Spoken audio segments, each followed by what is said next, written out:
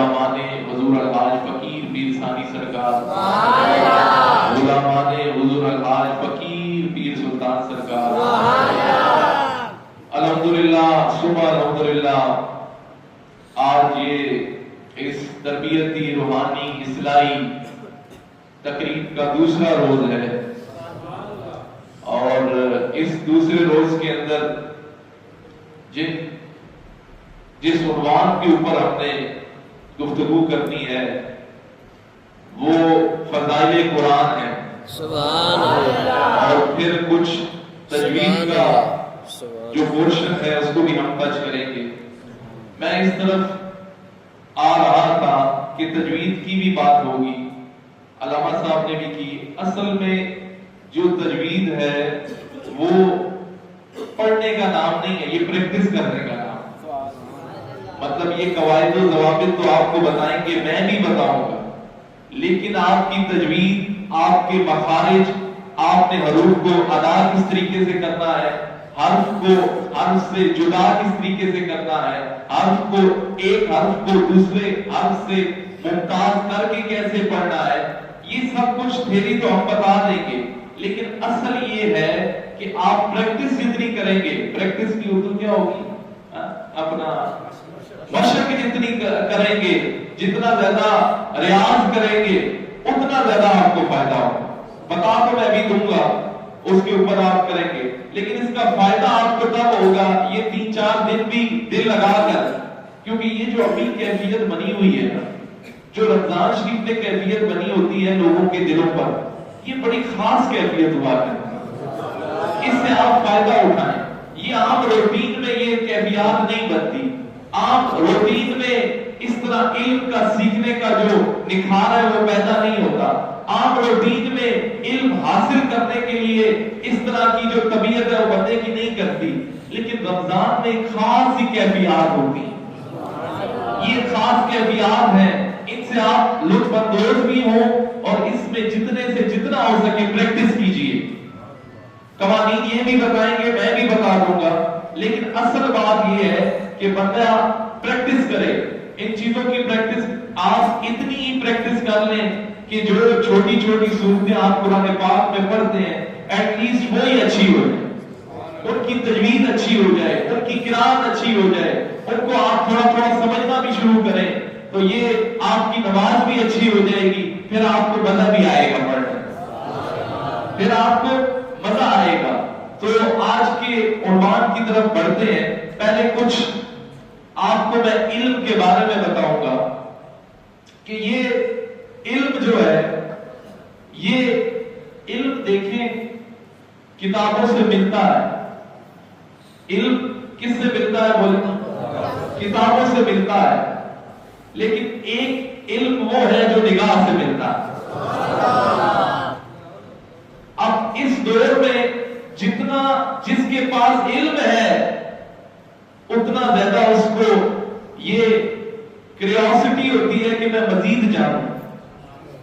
اب جتنا جس کے پاس علم ہے وہ اتنا ہی زیادہ اس بات پر غور کرتا ہے کہ بھئی یہ لامحدود ہو، اس کی طرف علم کی تو کوئی حد نہیں ہے، کوئی بندہ یہ دعویٰ نہیں کر سکتا کہ اس کے پاس سارے کا سارا علم ہے، کوئی دعویٰ نہیں کر سکتا، لیکن علم جو ہے وہ معرفت سے آتا ہے، علم جو ہے وہ ولیوں کی نگاہ سے آتا ہے۔ بعض اوقات آپ دیکھیں کہ بڑے بڑے اسکالرز ہیں، بڑے بڑے رائٹرز ہیں، انہوں نے کتنی کتابیں لکھی ہیں، کتنے انہوں نے تصانیف لکھی ہیں، لیکن ایک وقت آتا ہے کہ وہ کتابیں دھندلی پڑ جاتی ہیں، اس کے ذہن میں اس کے خیالات جاتے رہتے ہیں، کچھ وہ بھولتا رہتا ہے، لیکن ایک علم وہ علم ہے جو میں نگاہ کے علم کی بات کر رہا ہوں۔ ایک علم ایسا علم ہوتا ہے جو کسی کے خیال سے جڑا ہوا ہوتا ہے۔ آپ میرے ساتھ ساتھ چلیں گے، میری گفتگو کو فالو اپ کریں گے تو باتیں بڑی جلدی جلدی سمجھ آئیں۔ ایک میں نے کہا تھا کہ لائبریری میں جانے سے علم ملتا ہے، یہ انفارمیشن کا ذریعہ ضرور ہے، لیکن ایک علم وہ ہے جو نگاہ سے ملتا ہے۔ میں یہ عرض کر رہا ہوں کہ بڑے سے بڑا رائٹر بھی اگر ہو، اس نے تصنیف لکھی ہوتی ہے، کوئی چیز رائٹ کی ہوتی ہے، بک لکھی ہوتی ہے، لیکن ایک وقت آتا ہے کہ وہ بھول جاتا ہے کہ کیا لکھا تھا، دھندلی پڑ جاتی ہے ہر چیز. لیکن ایک علم وہ علم ہوتا ہے جو کسی کے خیال سے جڑا ہوا ہوتا ہے. اب وہ خیال، چلو اس کی ایک مثال دیتا ہوں. جس طرح ابھی آپ اور ہم بیٹھے ہیں، میں کوئی باتیں کروں گا تو آپ کو یاد رہ جائیں گی، کچھ میری وجہ سے یاد رہ جائیں گی کہ بھئی حضور قبلہ عالم کے شہزادے نے بات کی تھی تو یاد رہ گئی ہے. یاد رہ گئی ہے خدا وقت پر کی تھی. بعض اوقات یہ ہوتا ہے کہ کلاس روم میں آپ بیٹھے ہیں، طلباء یہاں تشریف فرما ہیں، ان کو بعض اوقات جس طرح پیپرز ہوتے ہیں، ایگزام ہوتے ہیں، اس میں ایسا ہوتا ہے کہ بعض اوقات کوئی سوال کا جواب یاد نہ آ رہا ہونا، لیکن استاد اچانک سامنے آئے نا تو وہ جواب یاد آ جاتا ہے. اس کو یاد آ جاتا ہے کہ فلاں وقت پر استاد نے کلاس کے اندر اس کے اوپر ڈیبیٹ کی تھی، اس مضمون کے اوپر بات کی تھی، تو اس کو یاد آ جاتا ہے، اس کو پتہ لگ جاتا ہے کہ بھئی کسی کو. اب میں یہاں سے یہ بتاتا ہوں، یہاں سے یہ معلوم ہوا کہ کسی کے چہرے کو دیکھ کر بھی کوئی علم یاد آ جاتا ہے. کسی کے چہرے کو، یہ باتیں ہی ہم سے ملے گی، میں نئی ڈیبیٹ کر رہا ہوں، علم کے اوپر کر رہا ہوں. کتابی علم آپ دیکھتے رہتے ہیں، کتابی علم آپ سوچتے رہتے ہیں، کتابی علم پر تحقیق بھی جاری رہتی ہے. اور کچھ علم وہ ہوتا ہے جو چہرے کا علم ہوتا ہے. ایک علم وہ ہے جو قلب کا علم ہوتا ہے. قلب کا علم جاننا بھی بڑا ضروری ہے، کیونکہ قلب کا علم جس کے پاس ہوتا ہے وہی قلبی اعمال کو سنوارا کرتا ہے. اور قلب کا علم صوفیاء کے پاس ہوتا ہے، اولیاء کے پاس ہوتا ہے. جیسے کل بڑی ڈیٹیل میں نے ظاہری اور باطنی جو اعمال ہیں اس کی بات کی تھی، اس طرف نہیں جانا چاہ رہا. تو علم جو ہے وہ چہرے کا بھی علم ہے.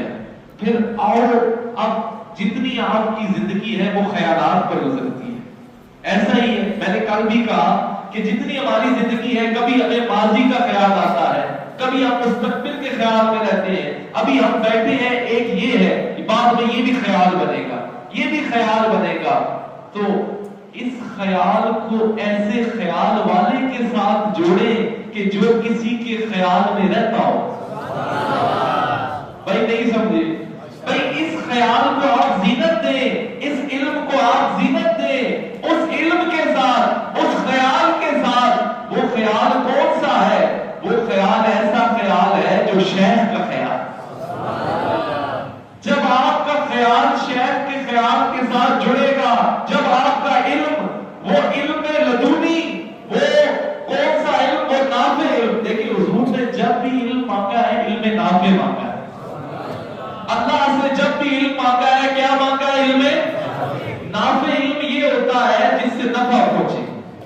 میں اس علم کو علم نہیں سمجھتا کہ جس علم کے ذریعے سے کسی کی تذلیل کی جائے. میں اس علم کو علم نہیں سمجھتا کہ جس علم سے آپ میں گھمنڈ آئے، آپ میں تکبر آئے، آپ میں حسد آئے، آپ میں کینہ آئے.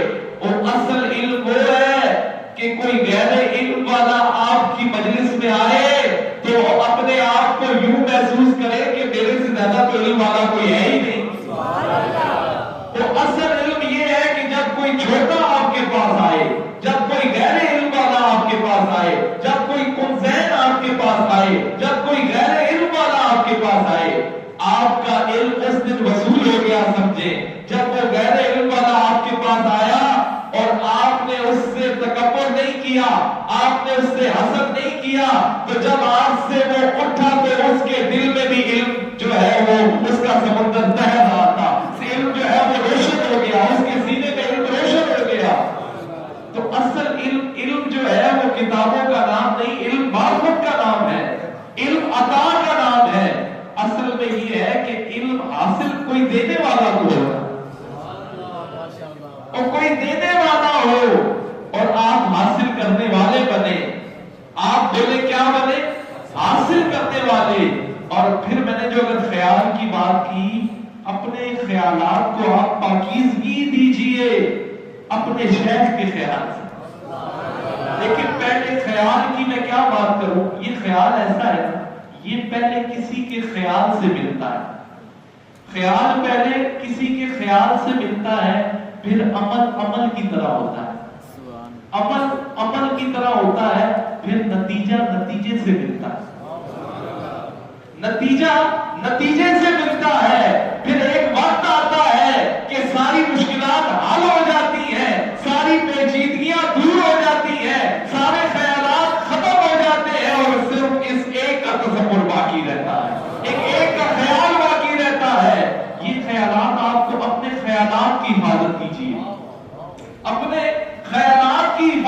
کیجئے کیونکہ خیالات کی پھر اس میں میں نے کل ایک بات کی تھی حضرت ابو ہریرہ رضی اللہ تعالیٰ عنہ نے آپ کو یقیناً یاد بھی ہوگی کہ حضور سے پوچھا حضور اگر ہم رب سے حیا کرنا چاہیں تو کیسے کریں رب سے حیا کرنا چاہیں تو کیسے کریں تو حضور نے فرمایا رب سے حیا ایسے کرو جس طرح تم اپنے قوم کے کسی بڑے سے حیا کرتے ہو کسی متقی سے حیا کرتے ہو کسی بزرگ سے حیا کرتے ہو تو اس کی بنا پر ہی صوفیاء اس حدیث پاک سے استدلال کرتے ہیں وہ تصور شیخ کی بات کرتے ہیں تو یہ صرف آغاز ہے یہ ابتدا ہے جب آپ اس چیز میں پکے ہو جائیں گے تو اور کسی چیز کی میں گارنٹی نہیں دیتا جہاں پر شیخ کا خیال آ جائے وہاں پر فاسد خیال آ ہی نہیں سکتا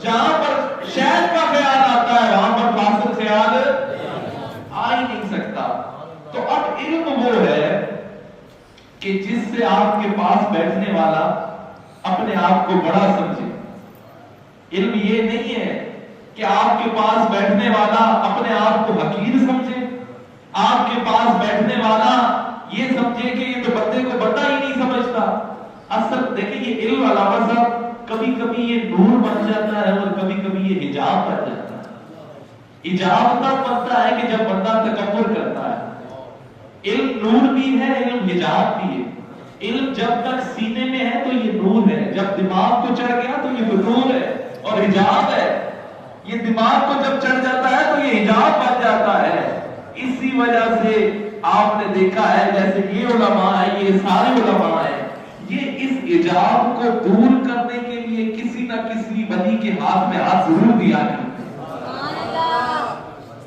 ولیوں کی ڈیوٹی سمجھ آئی آپ کو وہ میں کو مانتا ہے علم کو بس کریے یار بس ایک کو حرف درکار وہ میں کو مارتا ہے وہ تکبر کو مارتا ہے کہ علم کے گھمنڈ میں نہ آ جانا شیخ جو ہے وہ اصلاح کرتا ہے کہ اس بات میں تکبر میں نہ آنا دوسروں کو حقیر نہ سمجھنا ان علماء پر تبھی جو اہل حق علماء ہیں وہ کسی نہ کسی شیخ کے ہاتھ میں ہاتھ دیتے ہیں یہ جو آج اتنا بڑے فتنے بنے ہوئے ہیں اتنے بڑے بڑے آپ فتنے نئے نئے فتنے دیکھتے ہیں نئی نئی باتیں سنتے ہیں نئی نئی تحقیق سنتے ہیں وہ کیا ہے وہ لاوارث ہے انہوں نے کسی کے ہاتھ میں ہاتھ نہیں دیا انہوں نے اپنے علم کو ہی سب کچھ سمجھ لیا ہے اے کاش کہ انہیں مرشد فقیر پیر ثانی سرکار جیسا کوئی ملتا تزکیہ نفس کرتا جو ان کی اصلاح کرتا جو ان کی ظاہری اصلاح بھی کرتا جو ان کی باطنی اصلاح بھی کرتا اور پھر جو ان کے پاس بیٹھتا تو وہ سیدھا دربار رسولی تک جا پہنچتا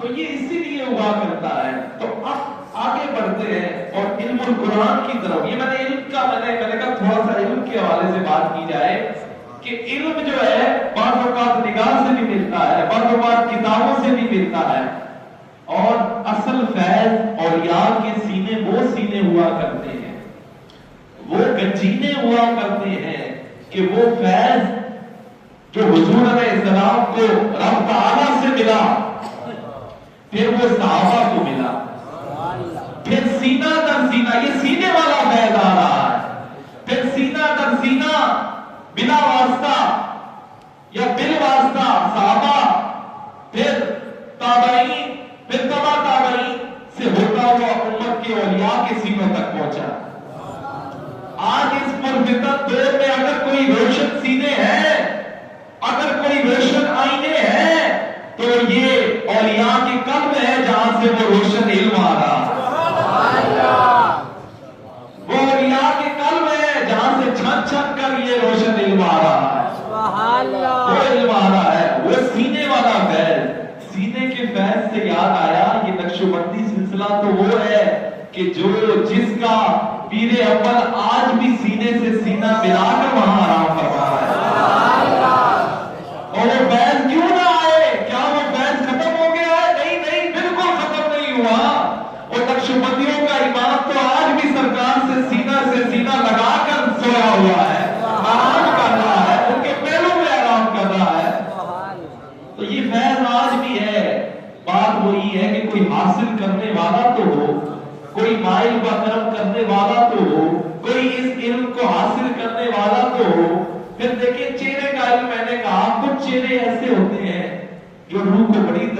पहुंचाते हैं। मैं चेहरे के इल्म की बात कर रहा हूं। कुछ चेहरे पूरी जिंदगी के लिए याद रह जाते हैं। कैसे चेहरे? वो हमारे शहर जैसे चेहरे। और ये तो जिंदगी के किसी परेशानी में भी याद आते हैं, खुशी में भी याद आते हैं, कमी में भी याद आते हैं।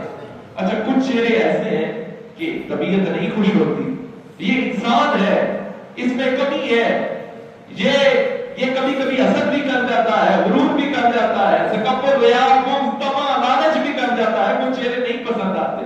तो यहां से फिर कुछ चेहरे ऐसे हैं जो रूह को तस्कीन देते हैं। कुछ चेहरों से रूह राजी होती है, उनकी सोबत में बैठने से मजा आता है, उनकी सोबत में बैठने से पता कहता है कि अब यहीं बैठा रहे। तो ये इल्म है दोस्तों। फकत हमने किताबी इल्म को इल्म बना लिए, वो इल्म बहुत गहरा समंदर है।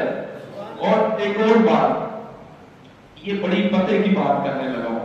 अल्लामा साहब, इस दौर में जितना जिसके पास इल्म है ना, उससे उतना ही रब से डरने की जरूरत है। ये आज बिगाड़ क्यों पैदा आ गया है? इल्म के ऊपर तकब्बुर, अपनी तहकीक के ऊपर तकब्बुर क्यों आ गया है कि बंदा समझता है मैं ही मैं हूं। और जो जितना जानता है वो उतना ज्यादा फसाने में है, जो जितना इल्म रखता है वो इतना ज्यादा उससे सवालात होंगे, जो जितना इल्म रखता है उससे उतना ज्यादा ही हिसाब होगा। जो गैर इल्म वाला है तो उसके पास तो ये बात है कि मुझे तो इल्म ही नहीं था। लेकिन असल इसीलिए उलमा खशियत वाले होते हैं। सबसे ज्यादा डर रखने वाले अल्लाह से उलमा है, क्योंकि उन्हें पता है कि जो हदायत कुरान पाक में आई है, जो हुजूर के फरामीन हमारे तक पहुंचे हैं, उनका मतलब क्या है। तो फिर इसका ये भी मतलब हुआ, जो जितना जानता है उतना ज्यादा हिसाब भी उसका होगा। जितना बड़ा खिलाड़ा उसी से फिर हिसाब भी उतना ही ज्यादा उसी ना। तो मैं तो कहता हूं इस दौर के अंदर इल्म वालों को ज्यादा डरने की जरूरत है। इल्म वालों को, जो लाइल्म है उसको तो पता ही कोई नहीं ना। जो लाइल्म है तो उसको तो इस बात का इदराक ही कोई नहीं है। लेकिन जो इल्म वाला है उससे डर डर के कदम रखना चाहिए, उसे सोच सोच के कदम रखना चाहिए। और फिर जो इल्म वाला होता है उस पर निगाहें भी सबकी होती है। तो आप बंदों की निगाहों से तो फिसल फिसल के बच के बच जाओगे, और बचते रहो तो फिर अल्लाह ने पकड़ लिया तो उस रोज को जवाब देगा। तो इस दौर में जो जितना इल्म वाला है फिर उसकी तलब भी बढ़ती जाती है, और जानूं और जानूं और जानूं। लेकिन ये सारे के सारे उलूम, ये सारे के सारे सब्जेक्ट्स, ये जितने के जितने मज़ामीन हैं, जिस दरे अक़दस पर हाथ बांधे खड़े नजर आते हैं वो मोहम्मद अरबी का दर है। वहां से ये इल्म की नहरें चली हैं। और फिर ये इल्म ऐसा इल्म है कि ये बंदे को आम नहीं रहने देता, ये खास कर देता।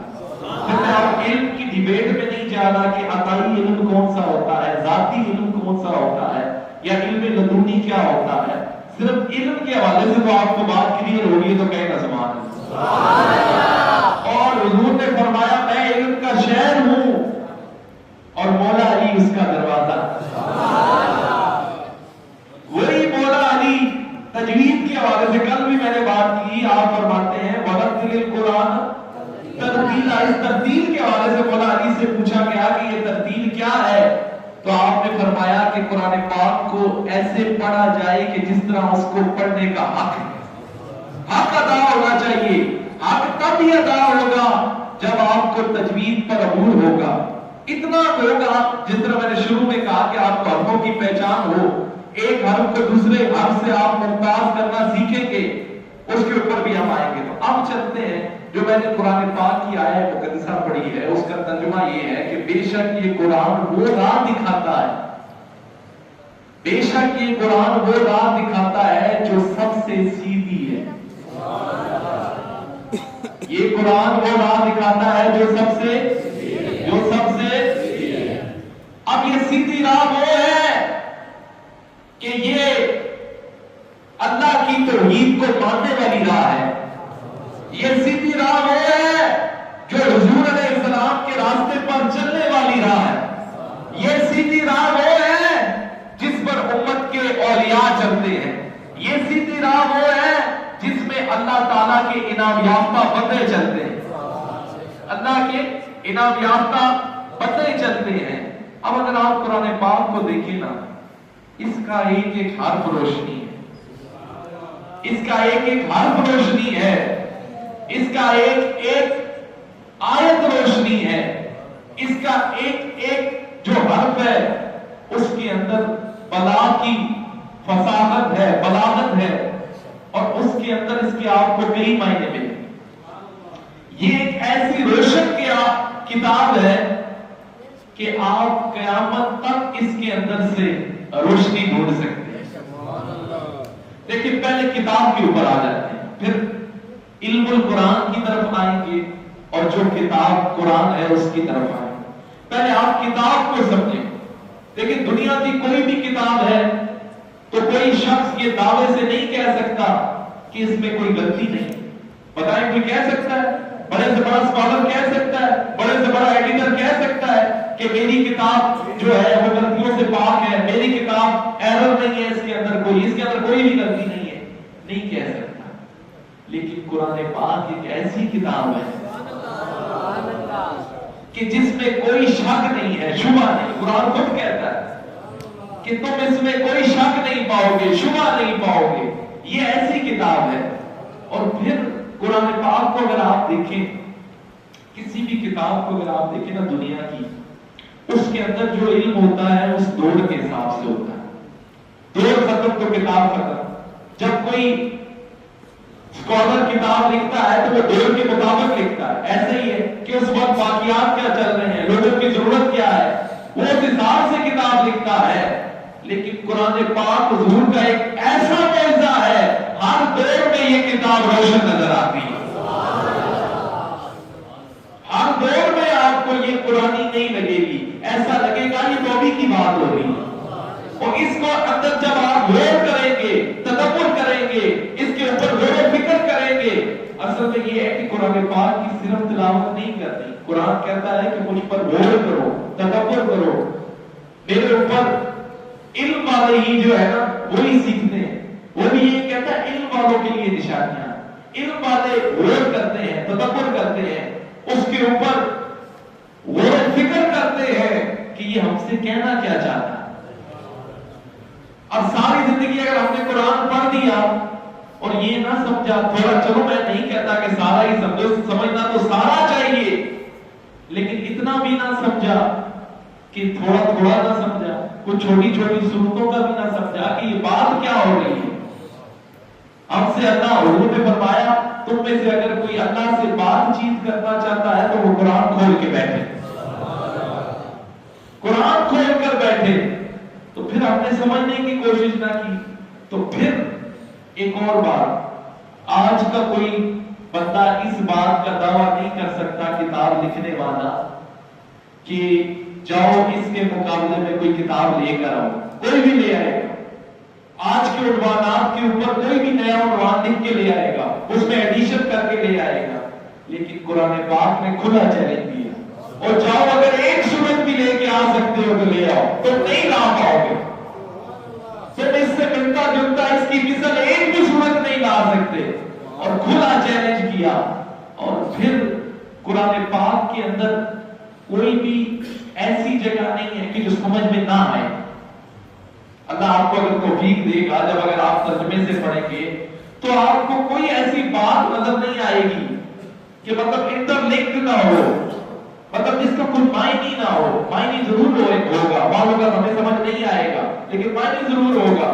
مطلب ساری چیزیں آپس میں اتنی ریلیٹڈ ہیں، انٹر لنکڈ ہیں کہ وہ اپنے آپ کو کسی شک و شبہ میں پڑھنے ہی نہیں دیتی۔ ایسی آیات ہیں۔ پھر میں نے کہا کہ غلطی نہیں بتا سکتا، کوئی بندہ غلطی ہائی لائٹ کر سکتا ہے عام کتاب کے اندر۔ امام شافعی نے ایک کتاب لکھی رحمت اللہ علیہ، آپ نے اس کے اوپر بڑی محنت کی، اس کے اوپر سے جو غلطیاں ہیں پہلے اس کو ہائی لائٹ کیا، ان کو نکالا اور اپنے شاگرد کو کہا کہ اس کو پڑھو، اس کو پڑھو، بولے اس کو۔ شاگرد نے پڑھا تو اس میں سے غلطیاں نکل آئی۔ آپ نے پھر اس کے اوپر غور کیا، فکر کیا، تدبر کیا، اس کی غلطیوں کو ہائی لائٹ کیا، غلطیوں کو دور کیا، پھر اپنے شاگرد کو بلایا کچھ دن بعد اور فرمایا اس کو پڑھو۔ اب جب اس نے پڑھا تو پھر اس میں سے غلطیاں نکل آئی۔ تو آپ نے 70 مرتبہ اس کتاب کو کھنگالا، اس کے رموز و اوقات کو کھنگالا، اس میں سے غلطیوں کو دور کیا، پھر شاگرد کو بلایا اور کہا آپ اس کو پڑھو، تو اس میں سے پھر غلطیاں نکل آئی۔ تو اب شاگرد کو کہا اور اسے پرے پھینکو، یہ اعزاز صرف قرآن کا ہے، جو اسے پڑھتا ہے جس پہ غلطی کی گنجائش رہتی نہیں۔ 70 مرتبہ چینجز کرائے، غلطیوں کو دور کیا، شاگرد کو کہا چھوڑو اسے، پرے کرو، اور یہ اعزاز تو صرف قرآن پاک کا ہے جو غلطیوں سے پاک، اس میں غلطی کی گنجائش ہی کوئی نہیں۔ اور اسی طرح حضرت جنید بغدادی نے ایک کتاب لکھی جو اسرار تصوف کے اوپر تھی اور اسی طرح مسائل کے اوپر تھی۔ تو آپ نے کیا کیا، اپنے خادم کو بلایا اور صندوق کے اندر اس کتاب کو ڈالا اور خادم کو نہیں بتایا۔ وہ کتاب کی جس کے اوپر 32 سال محنت کی گئی تھی، وہ کتاب خادم کو نہیں بتایا، اور صندوق کے اندر ڈالی، صندوق کے اندر خادم کو کہا جاؤ اس کو دریا میں بہا دو۔ اب وہ خادم گیا، اس نے دریا میں دجلہ کے کنارے پر بہایا جا کر، اور دیکھا کہ اس صندوق کے لیے پانی خود راہیں چھوڑ رہا ہے، خود راہیں چھوڑ رہا ہے۔ اب اس نے یہ منظر دیکھا نا تو واپس حضرت جنید بغدادی رحمت اللہ علیہ کی بارگاہ میں گیا کہ میں اگر یہ منظر نہ دیکھتا تو جو حضور آپ سے کبھی نہ پوچھتا کہ اس صندوق کے اندر کیا تھا۔ میں نے یہ منظر دیکھا ہے تو اب ضروری ہو گیا ہے کہ میری اس بات کو، اس گرانی کو آپ دور کیجئے کہ اس صندوق کے اندر کیا تھا۔ تو آپ نے فرمایا میں نے پہلے 12 سال تحقیق کی، پھر 12 سال اور لگائے اس کے اندر سے ایررز ڈھونڈنے میں، غلطیاں ڈھونڈنے میں اور ان کو دور کرنے میں، پھر 12 سال کی اور کی کہ پھر ایک دفعہ پڑھو کہ اس میں کوئی غلطی نہ رہ جائے، لیکن غلطی پھر بھی نکلی۔ تو پھر جب میں نے قرآن کو پڑھا تو میں نے کہا کہ جنید کی اس کتاب کی کیا ضرورت ہے، یہ اعزاز صرف قرآن کا ہی ہے جو غلطیوں سے پاک ہے۔ تو جاؤ اس کو بہکاؤ، اس کو اتنی محنت کرنے کے باوجود بھی کتاب کو پھینک دیا۔ پھر ایک اور اس کتاب کے حوالے سے بڑے مزے کی بات، کتاب کی بات کر رہا ہوتا، مولانا روم اسی طرح کتابیں پھیلائے بیٹھے تھے، اسی طرح درس دے رہے تھے۔ اب میں علم کی بات کر رہا ہوں، ایک ظاہری علم ہوتا ہے اور ایک باطنی علم ہوتا ہے۔ میں نے نگاہوں والا علم بھی بتایا، اب میں بتا رہا ہوں یہ نگاہوں والا علم، یہ باطنی علم جو قائم و دائم رہتا ہے۔ مولانا روم بیٹھے ہیں جی، کتابیں پھیلا کر شاگردوں کے ساتھ واضح و نصیحت چل رہی ہے، مسائل چل رہے ہیں، انہوں نے اسی طریقے سے یہ نوٹس بنائے ہیں، یہ نوٹس ان کو کہتے ہیں نا، مطلب اپنی نشانیاں لگائی ہوئی ہیں، ساری کتابیں سامنے رکھی ہوئی ہیں۔ تو باہر سے ایک دیوانہ آتا ہے اور آ کے مولانا روم سے پوچھتا ہے یہ چیز یہ کیا لے کے بیٹھے ہو، یہ کیا ہے؟ تو آپ فرماتے ہیں ای آس کہ تو نہ جانے، یہ وہ چیز ہے جو تو نہیں جانتا، یہ وہ علم ہے جو تو نہیں جانتا۔ آپ نے فرمایا اچھا، ساری کتابیں شتابیں اٹھائی، اٹھا کے تالاب میں پھینک دی، اٹھا کر تالاب میں پھینک دی۔ تو فرمایا دیوانے کہ یہ تو نے کیا کر دیا؟ آپ غصے میں آئے، یہ تو نے کیا کر دیا؟ میری ساری زندگی کا علم پانی میں پھینک دیا، تالاب میں پھینک دیا۔ میں نے اتنی محنت سے بچوں کو پڑھا رہا ہوں، تحقیق پر مبنی میرا علم تھا، اور یہ اٹھا کے تو نے پانی میں پھینک دیا، تالاب میں پھینک دیا، یہ کیا کر دیا؟ یہ کیسا؟ تو اب یہ اس طرح بات کسی نے نہیں سمجھائی ہوگی، آپ سنتے تو رہتے ہیں۔ اب وہ کہنے لگے، وہ فقیر کہنے لگا اور یہ کیسا علم ہے جو ضائع ہو گیا ہے؟ بھائی نہیں سمجھے بھائی، اور یہ کیسا علم ہے جو ضائع ہو گیا بھائی؟ بھائی ختم، یہ سب اٹھایا پانی سٹیا تو ختم، یہ کون سا علم ہے؟ فرمایا یہ تیرا علم ہے ضائع ہو گیا ہے، ہمارا علم ضائع نہیں ہوتا.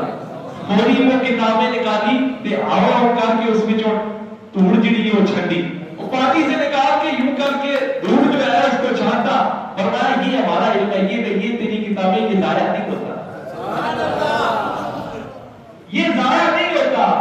تو آپ پھر مولانا روم نکل پڑے, اور یہ فقیر کے پاس جو علم ہے یہ کچھ اور علم ہے, یہ رب کی عطا والا علم ہے. جنگلوں میں نکل پڑے اور پھر فرمایا مولوی ہرگز نہ شد مولا یہ ہو.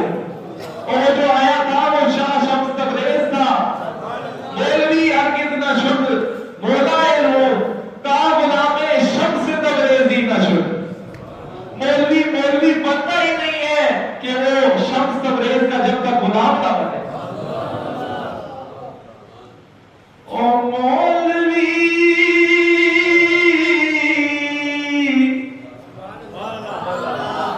اللہ نے مجھے آواز بھی دیا ہوا ہے, لیکن میں آپ کو کہ وہ چلو آپ کے ذوق کے لیے ایک شعر, کیونکہ اگر میں اس طرف لگ گیا تو پھر یہ تو کام عشاء تک بیٹھے رہ سکتے ہیں. او مولوی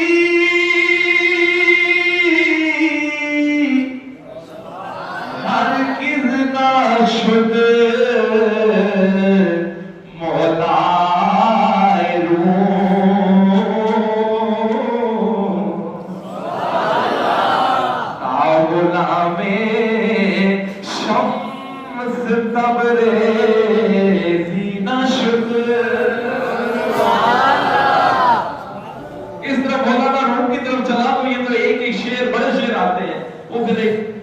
سے ہٹنے والی بات ہوگی. تو علم کی میں بات کر رہا تھا, فرمایا یہ کیسا علم ہے بھائی جو ہم نے پھینکا ہے, جو ختم ہمارا علم وہ ہے جو کمی ہے. تو اسی لیے دیکھیں نا مولانا روم نے بھی یہ بات بتا دی کہ صرف عالم ہونے سے کام نہیں ہے, کسی فقیر کے ساتھ لگنے سے کام ہے. کسی کے فقیر کی صحبت میں بیٹھنا جو میں کو مارے اور تو کچھ بھی نہیں ہے, سب کو جوڑیے, یہ ہونا ضروری ہے. تو یہ بات سے ادھر جا رہی ہے بات. تو پھر قرآن پاک نے جو میں بات کر رہا تھا, کھلا چیلنج دیا کہ جاؤ بڑے بڑے شعراء کو, ادیبوں کو اس دور کے, جاؤ اس کے مقابلے میں ایک ہی کوئی صورت لے آؤ. 7 دن تک سورہ کوثر کعبہ کی دیوار پر لگی رہی کہ جاؤ ایک صورت ہی لے آؤ, کوئی ایک صورت لے آؤ. لیکن وہ چیلنج کوئی نہ پورا کر سکا. پھر کچھ عرصے بعد ایک بندہ آیا کعبے کی یہ جو آیت لکھی, سورہ کوثر لکھی ہوئی, اس کے آگے اس نے لکھا, اور تو کوئی بات نہ آئی, اس کی مثل تو نہیں لے کے آ سکا, وہ کچھ بھی نہ کر سکے. بڑے بڑے شعراء اکٹھے ہوئے, ادیب اکٹھے ہوئے, اس دور کے بچے ہوئے, زبان پر روح رکھنے والے اکٹھے ہوئے. جب سورہ کوثر 7 دن تک جب اللہ نے چیلنج دیا کہ لاؤ اس کی مثل ایک صورت بھی لے کر آؤ, کوئی بھی نہ لا سکا. تو پھر ایک آیا جس نے یہ صورت دیکھی, اسے اور سے کچھ نہ آیا, اس نے اتنا شان دیا تھا, وہ پتھر کے آگے لکھا ما ہاذا کلام البشر, آگے یہ لکھ کے چلا گیا. اور تو اسے نہیں ملا. جب 3 آیا, یہ جو پیچھے کی آیات ہے سورہ کوثر کی پڑھی, اس کے اینڈ پہ لکھ دیا ما ہاذا کلام البشر, اور یہ تو کسی بشر کا کلام لگتا ہی نہیں, اور یہ تو بشر کا کلام ہے ہی نہیں. اسے اور کوئی بات نہ آئی تو یہی لکھ کے چلا گیا. تو یہ کھلا چیلنج ہے کہ لاؤ ایک صورت بھی لا کے دکھاؤ, ایک صورت بھی نہیں لا سکتے. تو یہ احساس بھی حضور کا یہ احساس کہ قرآن حضور کا معجزہ ہے, یہ ان کی کتاب ہے, اللہ کی کتاب ہے جو حضور کے وسیلے سے اب تک پہنچی ہے. اس کا یہ اعلان ہے کہ اس کی مثل اس کے مقابلے میں اس پائی کی کتاب رہتی دنیا تک کوئی نہیں لا سکتا. رہتی دنیا تک بولے, کیونکہ پھر امام سیوطی فرماتے ہیں قرآن کی مثل اگر لانا آسان ہوتا تو پھر بدر اور حنین کی لڑائیاں کیوں ہوتی, بدر اور احد کی لڑائیاں کیوں ہوتی. جب بندے کے پاس دلیل ختم ہو جاتی ہے تو پھر وہ لڑائیاں ہی کیا جاتا ہے, پھر وہ ان ہتھکندھوں پر اتر آ جاتا ہے. اور پھر کیا کہنے, وہ مثال کہاں سے لاتے, تیرے آگے ہیں یوں دبے لچے فصاحا عرب کے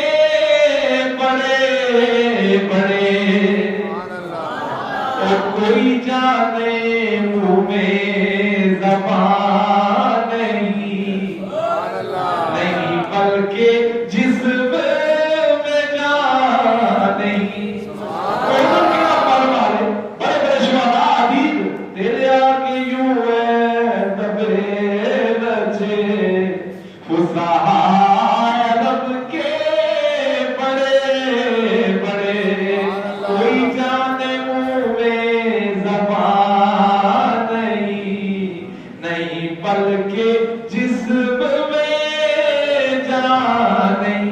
وہ کدھر سے لے کر آئے؟ کوئی جانے منہ میں زبان نہیں بلکہ جسم میں جان ہے. تو کہاں سے لائے بھائی؟ اچھا اب آ جاتے ہیں. میں نے صرف کتاب کے حوالے سے گفتگو کی ہے کہ آپ کو باقی کتابوں میں اور کتاب الہی میں فرق سمجھ آئے. اس کو سمجھ آ کے ہاتھ اٹھا کر ذرا کہنا سبحان اللہ. اب آ جاتے ہیں. میں نے کہا کہ یہ قرآن پاک حضور کا معجزہ ہے. اب اللہ تعالیٰ نے ہر نبی کو کوئی نہ کوئی معجزہ دیا, لیکن اس میں ایک بات یہ تھی کہ ہر نبی کو اس دور کے حساب سے معجزہ دیا جاتا ہے. فور ایگزامپل, حضرت داؤد علیہ السلام کو معجزہ دیا اس وقت صنعت کا عروج تھا, مطلب صنعت کاری کا عروج تھا. تو آپ کو اللہ تعالیٰ نے یہ معجزہ دیا تھا, آپ کوئی بھی چیز ہاتھ میں لیتے تھے تو وہ موم ہو جاتی تھی, نرم ہو جاتی تھی, وہ نرم ہو جاتی تھی. پھر حضرت موسیٰ علیہ السلام کا جب دور آیا تو پھر جادوگری کا عروج تھا, جادوگر تھے. پھر آپ کو اللہ تعالیٰ نے ایسا معجزہ عطا فرمایا کہ آپ وہ جو عصا ہے اس کو پھینکتے تھے تو وہ عصا بن جاتا. یہ کیا ہے کہ اس دور کی جادوگری کا, بڑے بڑے جادوگر, وہ آنکھوں کا کیا ہوتا ہے,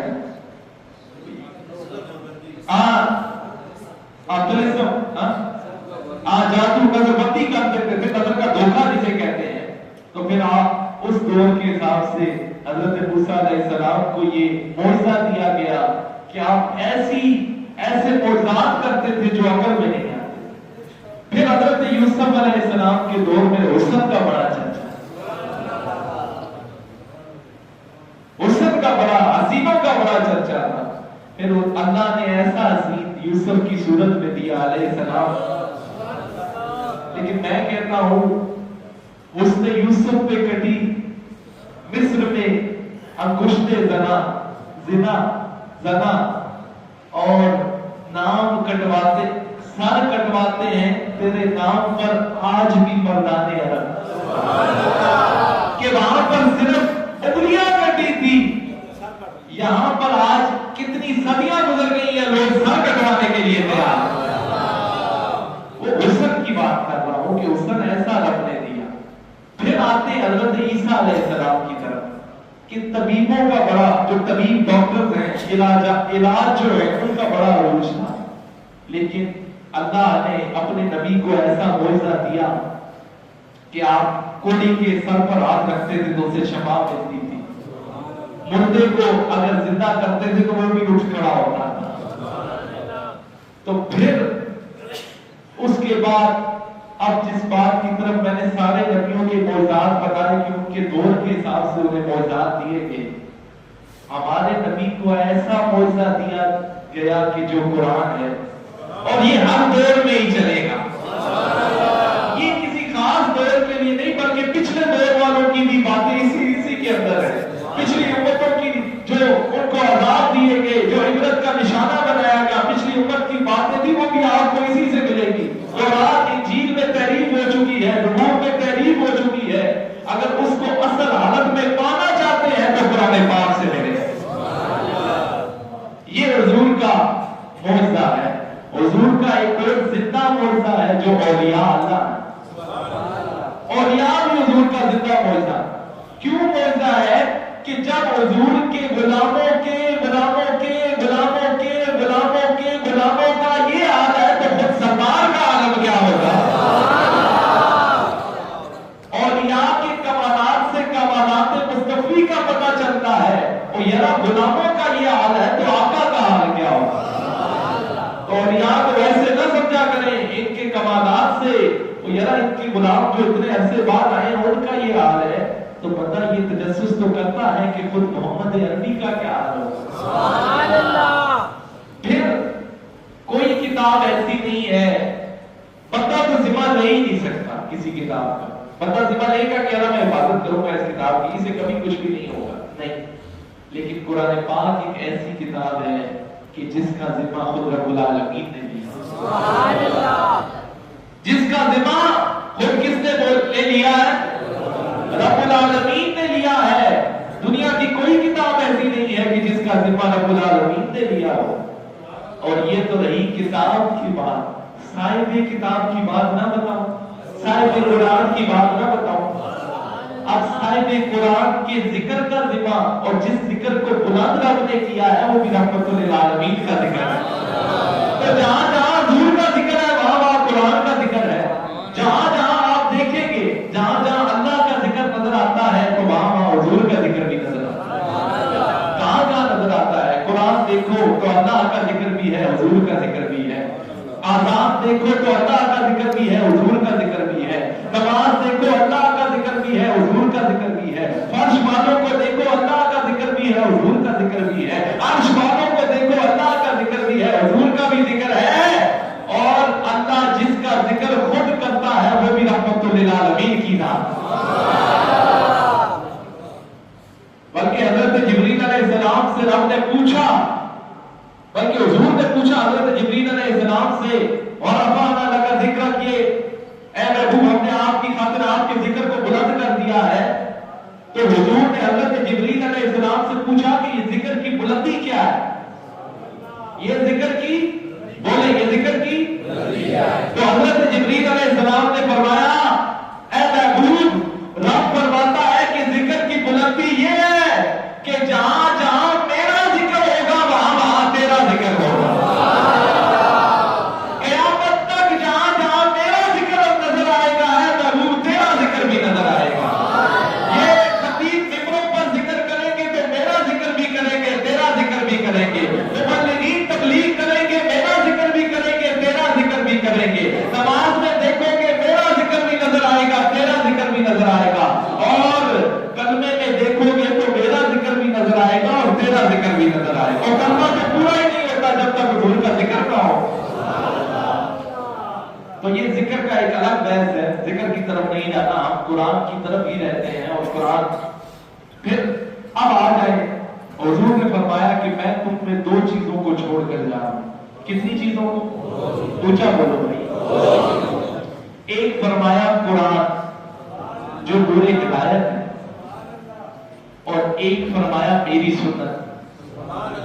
اچھا مختلف روایات میں یہ بھی ہے کہ دوسرا یہ کہ میری اہل بیت اور میری سنت میری اہل بیت. دیکھیں قرآن تو تھیری ہے، پریکٹیکل اگر دیکھنا چاہتے ہو تو پھر قرآن کو دیکھو. قرآن تھیری ہے، پریکٹیکل دیکھنا چاہتے ہو تو اہل بیت کو دیکھو کہ وہ پھر حضرت عائشہ صدیقہ رضی اللہ تعالیٰ عنہا آپ فرماتی ہیں یہ پورے کا پورا قرآن ہی خلق عظیم ہے حضور کا. یہ خلق عظیم ہے. دیکھیں ایک اور بات میں آپ کو یہ بتاؤں، قرآن پاک سے بڑے بڑے لوگ کہتے ہیں کہ جی قرآن پاک بس پڑھیں سمجھے. ٹھیک ہے آپ سمجھے، اچھی بات ہے. آپ کو قرآن پاک تب تک سمجھ نہیں آ سکتا کہ جب تک پہلے حضور کی سیرت سمجھنا ہے، سیرت النبی سمجھنا ہے، حضور کی سیرت سمجھنا ہے، حضور کی زندگی کے پہلو سمجھنا ہے. قرآن پاک کے اندر بھی جتنے پہلو کچھ ایسے ڈسکس کیے جاتے ہیں جب تک حضور کی زندگی کو پڑھو گے نہیں تو سمجھ ہی نہیں آئیں گے. قرآن پاک کے کچھ ایسے واقعات ہیں یا ایسی باتیں ہیں جب تک آپ سیرت نہیں پڑھی ہوگی تو آپ نہیں سمجھ سکتے. تو پھر میرا تو مشورہ یہ ہے قرآن پاک سے پہلے حضور کی سیرت کو اگر تھوڑا سا بھی پڑھ لو گے نا اور حضور کی اداؤں کو تھوڑا سا بھی پڑھ لو گے اور چلو کسی کمزوری کی وجہ سے اور کسی کوتاہی کی وجہ سے کسی عذر کی وجہ سے یا اگر تم اکبر ہو تب بھی وہ حضور کی سیرت کا فیض ایسا تمہاری زندگی میں جلوہ گر ہوگا وہ قرآن نہیں بھی پڑھیں گے تو اللہ تعالیٰ قرآن کی ہدایت تمہیں عطا فرما دے گا. وہ سیرت کا فیض ایسا جلوہ گر ہوگا، وہ حضور کی ادائیں. لیکن مسئلہ یہ ہے کہ آج ہمیں دنیا جہان کے لوگوں کا پتہ ہوتا ہے، دنیا جہان کے لوگوں کا اٹھنا بیٹھنا، ان کی فیملی کے بارے میں. ہمارے نوجوانوں کو کیا کچھ نہیں پتا. ٹی وی پہ ڈراموں پہ ریڈیو پر سنتے ہیں, بڑے بڑے ایکٹرز کے انہیں نام پتا ہوتے ہیں, پورا خاندان پتا ہوتا ہے, وہ تمہارے لیے تو رول ماڈل محمد عربی کی ذات تھی, ان کے بارے میں کتنا جانتے ہو؟ میں اس طرف جاتا نہیں ہوں, میرا مضمون نہیں ہے, لیکن جب آیا ہے بیچ میں ہمیں ہر کسی کا پتا ہو, اس نے اتنے پتر, اس نے ایک بھا رکھنا ہے, ایک ماما چاچا سب پتا ہو, حضور کے خاندان کے بارے میں پتا ہے, جاننے کی کوشش کی, حضور کے بچوں کا پتا ہے, بچیوں کا پتا ہے, ازواج مطہرات کا پتا ہے, کبھی حضور کی زندگی کے پہلوؤں کو جاننے کی کوشش. اور قرآن پاک تو پڑھنا ہی پڑھنا ہے, بعد میں پڑھنا, پہلے اس سیرت کے فیض سے دلوں کو روشن تو کرو. یہ تو پڑھ سکتے ہو نا, یہ تو سن سکتے ہو نا, یہ بڑا علم تو حاصل کر سکتے ہو نا کہ حضور کو جانو. جو حضور کو جانتا ہے پھر رب اسے پہچانتا بھی, جو حضور کو جانتا ہے پھر رب کو بھی جان لیتا ہے. اس کو سب مان گئے, آپ کو جو مان گیا. پہلے انہیں جاننے کی کوشش کیجئے, پہلے ان کی زندگی کی آواز جاننے کی کوشش کیجئے, پہلے ان کا اٹھنا بیٹھنا چلنا پھرنا کھانا پینا سونا دیکھیے, اس پر غور کیجئے, تو پھر ایک وقت آئے گا اپنی ان چیزوں کو اپنی زندگی میں عمل پیرا کیجئے, اس کی امپلیمنٹیشن کیجئے, اور پھر اللہ تعالیٰ آپ کے سینے میں ایسے نور کو روشن کرے گا, پھر قرآن پاک کی خود بخود سمجھ آنے شروع ہوگا. سمجھ نہیں بھی آئے گا لیکن سمجھ آنا شروع ہو جائے گا. لیکن پہلے اپنے قلوب کو حضور کی سیرت سے, حضور کی زندگی سے آشنا تو کرواؤ, ان کو جانو تو صحیح. فقط یہ ہے کہ معجزات دیکھ لیے, سب کچھ دیکھ لیا, یہ تو وقت آپ کو تو یہ تھا کہ آپ جانو حضور کو, جانو, ان کی زندگی پر غور کرو. جب ان کی زندگی پر غور کرو گے, آپ کی زندگی ہی بہترین نمونہ ہے, آپ کی زندگی ہی میں بہترین چیزیں ہیں, آپ کی زندگی میں ہی سیکھنے کے لیے چیزیں ہیں, اور نہ پھر کسی کتاب کی ضرورت پڑتی. بس وہ عمل, حضور کی سنت کو اپنی زندگی میں عمل پیرا کیجئے, پھر کتابوں کی ضرورت نہیں ہے, اللہ تعالیٰ خود آپ کو ہدایت نصیب فرمائے. پریکٹیکلی کیجئے چیزوں کو, پریکٹیکلی کر کے ہوگی. 3:48 جی بالکل 4 ہونے والے ہیں. وہ بس اس کو تھوڑا سا جلدی سے کر کے سمیٹ دیتا ہوں.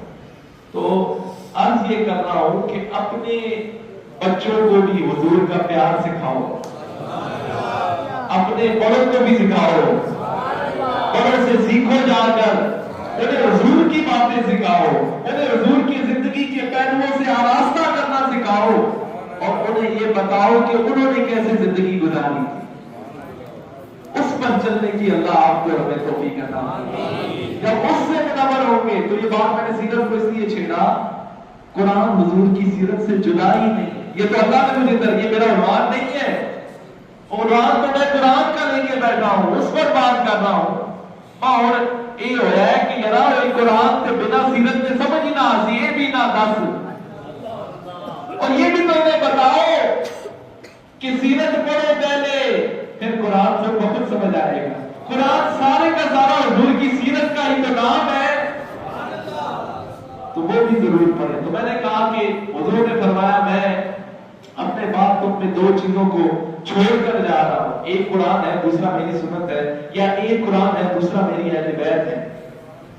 اور پھر فرمایا تم ان دونوں کو تھام لو گے تو کبھی گمراہ نہیں ہوگے, ان دونوں کو تھام لو گے تو کبھی گمراہ نہیں ہوگے. تو اب آپ دیکھ لیں کہ جو صرف قرآن کو پکڑ کر بیٹھا ہے اس کا بھی کوئی چارہ نہیں. قرآن کو پکڑتا ہے, حضور کی سنتوں کو چھوڑتا ہے, حضور کی اہل بیت کو چھوڑتا ہے, پھر کیا فائدہ. اور کچھ وہ ہے صرف اہل بیت کا دامن تھام کے اگر کوئی بندہ بیٹھ جائے اور قرآن کا دامن چھوڑ دے تو وہ بھی گمراہ ہے. آؤ آپ کو مبارک وہ ہو, سنی وہ ہے جو قرآن بھی پڑھتا ہے اور حضور کی سنت پر عمل بھی کرتا ہے, اور حضور کی آپ کا عقیدہ کوئی ویسا عقیدہ ہے. آج دیکھو جس نے صرف قرآن کیا پھر حدیث ہو گیا, اس کے لیے کیا ہوا, وہ گمراہ ہو گیا. خوارج جیسے مسائل پیدا ہو گئے, معتزلہ, اور یہ سارے فرقے کے اوپر میں آؤں گا کہ یہ کس طرح قرآن کو پڑھ کے ہی وہ ہے کہ جس کو پڑھ کر کچھ لوگ ہدایت پا جاتے ہیں، اور یہی قرآن ہے جس کو پڑھ کر لوگ گمراہ بھی ہو جاتے ہیں۔ یہ نہیں پتا آپ کو؟ آج ہر بندہ آسانی سے کہہ دیتا ہے۔ اس طرح میں آتا ہوں کہ ترجمے سے کن کن شرائط کے اوپر پڑھنا چاہیے، کیا کیا لازمات ہیں، کیا کیا ضروریات ہیں جن کی بنا پر قرآن کو ترجمے سے پڑھنا چاہیے۔ لیکن پہلے ادھر عرض یہ کر رہا تھا کہ جس نے صرف قرآن کا دامن پکڑا اور اہل بیت کو چھوڑا، سنت کو چھوڑا، اس کا بھی کوئی ٹھکانا نہیں۔ جس نے صرف اہل بیت کے نعرے لگائے، ان کی محبت کے نعرے لگائے، قرآن کو چھوڑا، اس کا بھی وہ بھی خسارے میں ہے۔ فائدے میں وہی ہے جس کو قرآن کا نور بھی ملا ہے اور اہل بیت کی محبت بھی ملی ہے اور حضور کی سنت بھی ملی ہے، حضور کی سنت بھی ملی ہے۔ اب دیکھو یہ بات ٹھیک ہے، لیکن مقصد یہ ہے قرآن پاک اس لیے نازل نہیں ہوا تھا کہ سورہ یاسین پڑھ کر روح آسانی سے نکلے۔ قرآن پاک انکار نہیں ہے، نکلے گا، ان چیزوں کا انکار نہیں کرنا، لیکن اس کا مقصد یہ نہیں تھا۔ اس چیز کا بھی انکار نہیں ہے قرآن پاک کی صورتیں پڑھ کر اپنے اوپر دم کرو، اس کا بھی انکار نہیں ہے۔ اس چیز کا انکار نہیں ہے قرآن پاک کی صورتیں پڑھ کر پانی پر دم کرو، اللہ شفا دے گا، اس کا بھی انکار نہیں ہے۔ لیکن اس کے نزول کا مقصد یہ نہیں تھا۔ ایک مقصد ہو سکتا ہے، اصلی مقصد یہ نہیں تھا۔ یہ اس لیے تھا کہ اس پر غور و فکر کرنی تھی، اس پر غور و فکر کرنی تھی۔ قرآن کا مقصد یہ تھا کہ آپ نے زندگی تو گزار دی ہے، اس کے اوپر غور و فکر، اس کے اوپر تدبر کرنا تھا۔ اقبال نے بڑی خوبصورت بات کی ہے، بات سچ ہے مگر ہے رسوائی کی، بات بڑی زبردست کی اس نے کہا کہ تمہیں قرآن تو کب یاد آتا ہے کہ جب تمہارے بوڑھے کی جو روح ہے وہ اٹکی ہوئی ہوتی ہے، قبر کے پاس بیٹھ کے سورہ یاسین پڑھتے ہو، حق ہے پڑھو، اچھی بات ہے۔ بڑا افسوس کہ تم نے قرآن پاک میں سے صرف موت کو ہی ڈھونڈا ہے۔ اے کاش کہ تم قرآن پاک سے جینا بھی سیکھ لیں۔ ہم نے صرف ایثار ثواب کے لیے قرآن پاک کو رکھا ہوا ہے، ہم نے صرف قرآن پاک کو الماری میں سجا کر رکھا ہوا ہے، ہم نے قرآن پاک کو دم کرنے کے لیے رکھا ہوا ہے۔ ہم نے یہ ٹھیک ہے، یہ باتیں حق ہیں، انکار نہیں ہے، لیکن اقبال کہتا ہے وہ اصل تو یہ تھا کہ تو نے اس سے موت کو سیکھا، مرنا سیکھا، اے کاش کہ تو اس سے جینا بھی تو سیکھا۔ آج یہی ہماری بستی کا عالم کیوں ہے؟ قرآن کو پیچھے پھینک دیا ہے۔ آج دیکھیں لوگ جدید علوم، اگر سائنس بھی کوئی تحقیق کرتی ہے نا، وہ پہلے ایک دفعہ انویسٹیگیشن کر لیتی ہے، آؤ ذرا قرآن میں دیکھ کے آتے ہیں، اگر ادھر ہوا تو ٹھیک ہے، ہمارا یہ بات ہماری ٹھیک ہے، یہ بات ہماری ٹھیک۔ وہ بھی آ کے قرآن کا سہارا لیتے ہیں جب کوئی نئی انوویشن کرنی ہو، جب کوئی نئی تحقیق کرنی ہو، تو یہاں پر جو خود مسلمان ہے وہ اس کو چھوڑ کر بیٹھا ہے، وہ خود چھوڑ کر بیٹھا ہے۔ یہ کیا ہے کہ غور والوں کے لیے اس میں باتیں ہیں، تدبر والوں کے لیے اس میں باتیں ہیں، شوق رکھنے والوں کے لیے اس میں باتیں ہیں۔ تو اس کو آپ سمجھ کر پڑھیں، اور سمجھیں اس قدر کہ آپ کو چھوٹا چھوٹا تو سمجھ آئے نا بھائی، اتنا تو کر سکتے ہو نا، کچھ آخری آیات میں سمجھ سکتے ہو نا۔ کون کہتا ہے اس کے لیے علماء ہیں، ان سے سمجھیں، پورا سمجھیں، لیکن اتنا ہو کہ آپ کا جی چاہے نہ پڑھنے، یعنی دھیان آپ کا کہیں اور ہو، نماز آپ پڑھ رہے ہیں، سورت آپ پڑھ رہے ہیں، لیکن دھیان آپ کا کہیں اور ہے۔ یہ چیزیں تبھی دور ہوں گی کہ جب آپ ان چیزوں کو سمجھیں، ان چیزوں پر غور کریں۔ تو اب آتے ہیں فضائل کی طرف۔ یہ تو میں نے سب سے پہلے میں نے کیا بات کی ہے حکیم صاحب؟ کتاب کی بات۔ آپ لوگ سب آپ کو ریپیٹ کر دیں ذرا۔ ایک علم کیسے ملتا ہے؟ اونچا بولنا بھائی۔ ایک علم کیسے ملتا ہے؟ نگاہوں سے ملتا ہے۔ اور یہ علم جو ہے وہ سینہ بسینہ چلتا ہے۔ یہ علم کیسے چلتا ہے؟ کتابوں والا علم حق ہے، لیکن ایک علم وہ ہے جو سینہ بسینہ چلتا ہے۔ اور آج اگر وہ کوئی منور سینے ہیں تو وہ جہاں سے وہ علم ملتا ہے وہ کس کے سینے ہیں؟ اللہ کے ولیوں کے سینے ہیں۔ اور आलिम वही है जिसकी सोबत में आकर अगर कोई छोटा बैठे तो वो अपने आप को बड़ा समझे, अकीर ना समझे। वो आलिम कि जिसके पास आप बैठे तो रूह ठंडा होनी चाहिए, खुश होनी जो ते दिले सोचो कि यार ये तो वही गल्लां पे करना जेहड़ियां हुण सारे सीने सारे दिले विच आंदियां पई। आलिम वो है कि जिसकी मजलिस में बैठे आप तो आपको ये फील ना हो कि यार वो मौलवी साहब लाठी पे है, मौलवी साहब कभी एक का तनकीद का निशाना बनाता है, कभी दुए हैं तनकीद। अच्छा, तनकीद के भी असूल है, ये समझ लेना। आजकल हम लोग इख्तिलाफ दर इख्तिलाफ करते हैं और उसको जाती अना का मसला बना देते हैं, जाती इख्तिलाफ शुरू कर देते हैं। बल्कि हुजूर ने फरमाया इख्तिलाफ से मना नहीं कर रहा, हुजूर ने फरमाया ये मेरी उम्मत का इख्तिलाफ ये तो रहमत का सबब है, क्योंकि जितना इख्तिलाफ होता है उतना तहकीक के दरवाजे खुलते हैं, उतनी रोशनी मिलती है, उतना इल्म बढ़ता है। लेकिन ये भी ना होना कि इख्तिलाफ के चक्कर में आप किसी से जाती अना रख बैठे। इख्तिलाफ बराए इस्लाह हो तब तो ठीक है, इख्तिलाफ बराए जाती अना हो तो ये ठीक नहीं। मैं सहाबा के कितने इख्तिलाफात फिकी मसाइल में सोच रहा था, वो हम सहाबा के दो के मुझे नाम भूल गए हैं जिनके आपस में आप ये समझें कि उनके आपस में इख्तिलाफात थे, इल्मी इख्तिलाफात थे, जाती इख्तिलाफात नहीं थे, लेकिन उसके बावजूद क्या वो एक दूसरे की तस्दीर करते थे? नहीं करते थे, वो तो आपस में मोहब्बतें तकसीम करते थे। इल्मी इख्तिलाफ का मतलब ये नहीं होता कि आप दूसरे की जातियात पर उतर आए, आप दूसरे की जो है वो तस्लीम करें और बड़ी महफिल में करें। अच्छा, एक बड़े मजे की बात, हुजूर ने सारी जिंदगी कभी किसी का नाम लेके मजलिस में उसे नॉमिनेट नहीं किया। क्या नहीं किया? किसी को मतलब दावत नहीं कराया। मजलिस के कुछ आदाब है, हुजूर ने सारी जिंदगी किसी का नाम लेके नहीं कि ये ऐसे ये इसका नाम ले, आपका क्या नाम है? मोहम्मद जाकिर साहब ये क्यों करता है? ये कभी भी हुजूर ने ऐसा नहीं कहा। हुजूर तरीकाकार क्या अपनाते थे? सुनो सुनो मजा आएगा। कभी नाम नहीं लिया, तरीकाकार था। लोगों को क्या हो गया कि वो यूं भी करते हैं और यूं भी करते हैं। सुभान अल्लाह। नाम लेके नॉमिनेट नहीं करते थे कि फलाना यूं करता है, ये क्यों करता है, ये और इससे तजलील होती है। महफिल में किसी को आप ठेस तो ना पहुंचाएगा, किसी का दिल तो ना तोड़ेगा, उसकी अपनी एक वैल्यू है। ठीक है, आपके सामने वैल्यू नहीं है, लेकिन चार बंदों में तो वैल्यू है।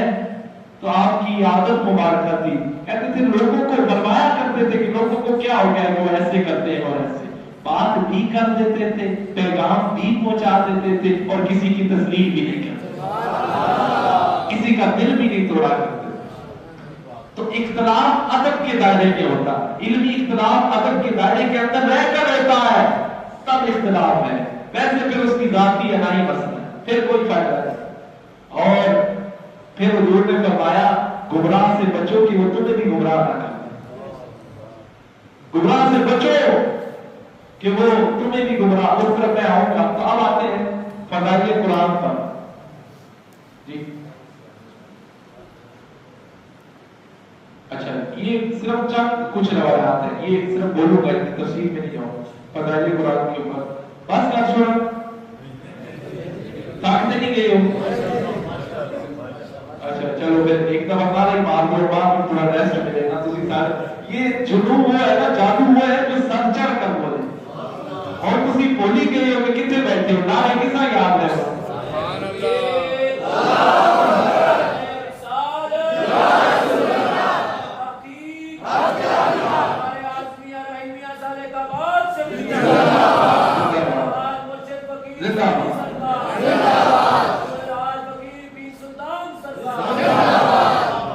अच्छा आप थोड़े से मैं कुछ निकाल कर बातें लाया हूँ कुरान पाक के फजाइल के ऊपर, ताकि इससे आपकी जो तरगीब है ना उस तरफ हो, आपके दिल में निखार पैदा हो, आप कोशिश करें, आपको एक खारस बन जाए, ये ना कुछ ना कुछ करना ही पैसे। कुछ फजाइल लेकर आया हूँ, निकाल कर रवायात की रोशनी में, हुजूर की अहादीसे मुबारका की रोशनी में लेकर आया हूँ कि आपको बताऊं। तो क्योंकि ये नारा आप लगा दिया करें तो मुझे तो याद नहीं रहता, इससे मुझे थोड़ा रेस्ट मिल जाता है। तुम सारे भुले होते हो, नारे भी भुले होते हो, तो सब कुछ भुले होते हो, लेकिन ये है कि मैं लगातार बोल रहा हूँ तो इससे اب ہو گیا ایک اب جڑا ہے نا یہ نہیں کہ بار بار، کیونکہ یہ جو درس کا سٹائل ہوتا ہے وہ الگ ہوتا ہے. اساں سبحان اللہ وہ ہم کرتے رہتے ہیں سارا سال ہی، وہ ہمیں طریقہ کار سارا آتا ہے بنانے کا، لیکن مزہ تب ہے نا کہ ادھر سے کچھ دیکھ کے اٹھو، کچھ دن میں باتیں پڑھی ہو جو اگلے سال تک نشہ رہے اس کی. ایسا ہے تب دیکھ وہ سارے طریقہ کار میں آتے ہیں، لیکن ذرا دیا کریں 10 منٹ کی 15 منٹ کی دوری سے، تاکہ اس سے مجھے تھوڑا ریسٹ مل جاتا ہے اور تسلسل سے گفتگو کرنے میں آسانی ہوتی ہے. نعرہ تکبیر،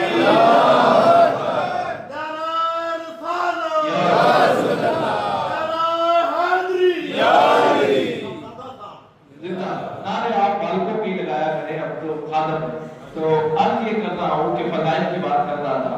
حضور نے فرمایا، بخاری شریف میں یہ بات موجود ہے، حضور فرماتے ہیں تم میں سے بہتر شخص وہ ہے جس نے قرآن سیکھا اور اسے دوسروں کو سکھایا. ایک اور جگہ پر ہے تم میں سے افضل شخص وہ ہے جس نے قرآن سیکھا اور اسے اونچا بولے، اسے ایک بہن کے کچھ نہ جب اسے نہ پتہ لگ گیا تو پھر تھوڑی خیال ہے یہ میں اور یہ گلا پہ دسنا وہ پھر یاد بھی کرو، یاد کر سو تو ماں پیدا ہو سکتا. اچھا یہ نہیں، پہلے سیکھا، یہ نہیں کہ ایویں آپ بھی بولوی اٹھ کے مار گیا تھے، آپ بھی ہونے چلو تھوڑی بہت کتابیں پڑھ کے دیا، تھوڑے بہت قرآن پاک کی کچھ آیات رٹ لی ہیں تو نوٹ میں آپ بھی بولوی نہیں. پہلے سیکھا، جس نے قرآن سیکھا اور پھر لوگوں کو سکھایا وہ سب سے بہتر ہے، وہ سب سے اچھا. پھر دیکھیں ہر چیز کی مہارت ہوتی ہے نا، کوئی نہ کوئی مہارت ہوتی ہے، ہر بندہ کسی نہ کسی چیز میں ایکسپرٹ ہوتا ہے. اب یہ نہ بتاؤں کہ جو قرآن کا ماہر ہے اس کی شان کیا ہے. ابھی علامہ صاحب کیا کہتے ہیں چلا گیا، اچھا علامہ خضر اسلام صاحب آپ یقیناً آرام فرما رہے ہوں گے. یہ ہونے سے پہلے وقت پھر نہ پتہ لگے نا اپنی سنا کے دور رہے دن پھر ایک تو بولیا کا مسئلہ ہے نا. ویسے ایک بات خوشنمی کے طور پر کرتا ہوں. آج کل علماء کہتے ہیں کہ پیر بس بولنے نہیں چاہیے، پیر بولنے والا ہونا چاہیے، موقع نہیں ہونا چاہیے بولنے والا. یہ بڑی کمی ہے ویسے بھی آستانوں کے اوپر، پیر زیادہ تر اللہ ماشاءاللہ خاموش ہی ہوتا ہے. لیکن پھر ایک اور بھی مسئلہ ہے نا، پھر جب پیر بولنے والا آ بھی تو پھر ایک مولوی تنگ بھی ہونے لگ پہ. ایسا ہے کہ ایک پاس آتے جی بولنے والا ہوئے پیر تے بولنا سونا لگتا ہے، پھر دوسرے پاس اگر کوئی بولنے والا تکڑی نیچے آ ہی نیچے تو پھر یہ اندر تنگ ہوتے رہتے، پھر اس کے بعد کا چلے بھی رہتے. تو پھر یہ بھی تو مسائل ہے. تو مسئلہ یہ ہے کہ پھر آپ یہ نہ کہا کریں کہ وہ تو بات سے بات نکلی، ہمیں خوش ہونا چاہیے کہ میرے شیخ کا شہزادہ بول رہا. دیکھیں مسئلہ یہ ہے کہ جو ایک بات میں نے کبھی ویسے کی نہیں ہے، ویسے کر دیتا ہوں ویسے سمجھانے کے لیے. ایک طرف اپنی بات یا کوئی بڑائی بیان نہیں کر رہا. صوفیاء کو اللہ نے ایسی پاور دی ہوتی ہے اور یا کو اللہ نے ایسی پاور دی ہوتی ہے. ایک طرف آپ صرف عالم کو لگائیں، مولوی کو لگائیں، وہ 3 گھنٹے بھی تقریر کرے، ایک طرف کسی ولی کو میرے مرشد کامل جیسا لگائیں، وہ 4 گھنٹے کی تقریر ایک طرف میرا شیخ صرف مجلس میں بیٹھ کے دیکھتا ہی رہے گا تو وہ کچھ مل جائے گا جو اس سے نہیں ملے گا. یہ کیا ہے، ایسا بھی عطا ہوتی ہے. یہ کچھ دیکھ کے ہی وہ بھر دیتے اور وہاں 4 گھنٹے کا خطاب میرے مشائخ کامل کے کچھ ارشادات عالیہ وہ ایسے دل میں پڑ جاتے ہیں ساری زندگی نہیں بھولتے. یہ بات سے بات نکلی. اچھا میں نے کہا کہ معزز اب میں بتاؤں کہ مہارت آپ ہر کام میں ڈھونڈتے ہیں. اب جو قرآن کا ماہر ہے اس کی فضیلت نہ بتاؤں. ہر کام میں بندے کو ماہر ہونا چاہیے. اپنی آپ جہاں نوکری کرتے ہیں یا جو بھی روزی کے لیے سلسلہ اپناتے ہیں ماہر ہی ہوں گے نا تو وہ کام کرتے ہیں. اچھا حضور نے فرمایا، یہ حدیث متفق علیہ ہے، بخاری اور مسلم دونوں میں ہے. حضور نے فرمایا تم میں سے جو قرآن کا ماہر ہے نا، تم میں سے جو قرآن کا ماہر ہے وہ اللہ کے ہاں فرشتوں اور معزز انبیاء کے ساتھ پایا جائے گا، اٹھایا جائے گا. کیا مطلب؟ قرآن کا ماہر جو ہوگا، ماہر وہی ہوگا پھر جو اور کرے گا، جو میں نے پہلے بات کی. اس کی ڈیٹیل میں نہیں جاتا کہ یہ پھر ایک روایت کی اگر میں آگے تشریح کرنا شروع کر دوں تو پھر تو یہ احمد صاحب آرسی کی ہوتی ہے اثر کرتا ہے. میں صرف شارٹلی آپ کو بتانے کی کوشش کر رہا ہوں. اچھا اب یہ بڑے مزے کی بات ہے. میں کہتا ہوں کہ ساری کی ساری تقریر جو میں اتنی دیر سے قرآن پاک کی بات کر رہا ہوں آیا کہ کسی نے دل چ خیال آیا اسی کو روڈ کرنے لگا ساری کی ساری مجھے تو یہ بڑی پسند آئی ہے روایت کیوں آئی حضور نے فرمایا یہ میں نے مائل کی بات کی نا پہلے میں نے اس کا ایک پورشن ہے جو مائل ہوگا اب آپ کے اور ہمارے دل کی بات آ رہی ہے کیا بات آ رہی ہے پھر حضور نے فرمایا کچھ ایسے بھی ہو سن جڑے اٹک اٹک کے پڑھ سکتے اور جن سے پڑھا نہیں جائے گا میری طرح بھی مجھے بھی مسئلہ ہے سب کو ہے کہ کوئی عرب کا لغو لہجہ ہے وہاں کا لہن ہے اور نہیں آتا بندہ کمزور ہے اور ہمیں ہماری پکڑ بھی نہیں ہوگی میں یہ صحیح بات بتا رہا ہوں اجمیوں کی اتنی پکڑ نہیں ہوگی جتنی عربوں کی ہوگی کیونکہ ان کی زبان میں نازل ہوا ہے قرآن پاک ہماری زبان کوئی موٹے دماغ کا ہے بڑی خوشی ملتی ہوا تو کوئی موٹے دماغ کا ہے کسی کی زبان اڑتی ہے کسی کے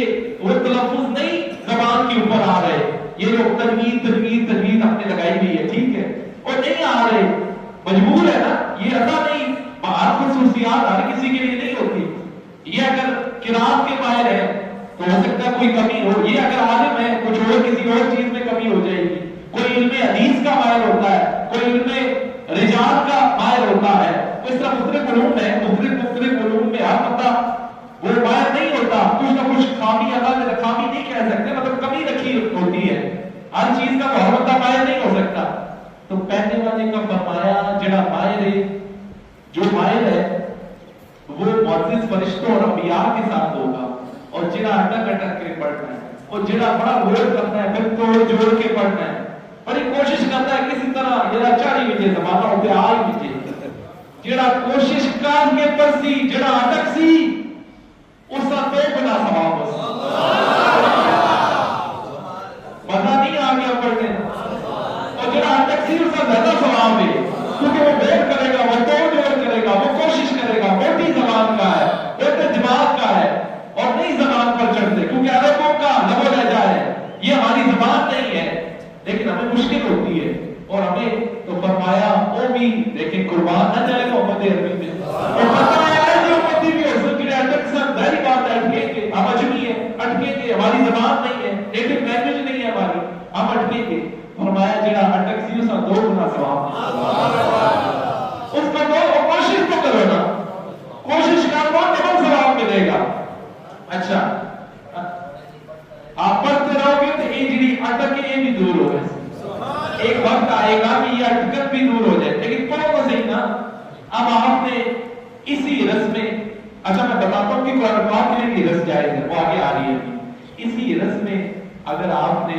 پڑھ لیا کوشش کر لیا ایک وقت آئے گا کہ وہ اٹکن بھی دور ہو جائے اچھا اب آتے ہیں دیکھیں کسی چیز میں حسد کرنا یا رش کرنا شریعت میں جائز نہیں سوائے 2 چیزوں بولے کتنی چیزوں کے یہ حدیث پاک بھی بخاری شریف میں 2 چیزوں کے لیے جائز ہے کون سی پہلا حضور نے فرمایا ایک شخص ہے جس کی آواز اچھی نہیں ہے لیکن وہ رات کو اپنے پڑوسی یا کسی سے بھی قرآن پاک کی تلاوت سنتا ہے اور وہ اس کے دل میں یہ خیال آتا ہے یہ رشک پیدا ہوتا ہے یا یہ حسد اس کو کہتے ہیں یہ لیکن صحیح معنوں میں حسد پیدا ہوتا ہے کاش کہ اللہ نے مجھے بھی خوبصورت آواز دی ہوتی تو میں بھی اس کی طرح تلاوت کرتا اس میں جائز ہے اس میں رش کرنا اس میں حسد کرنا بولے جائز ہے پھر دوسرا فرمایا کوئی شخص ایسا ہے جو دیکھتا ہے کہ کسی کو اللہ نے بڑا مال دیا ہو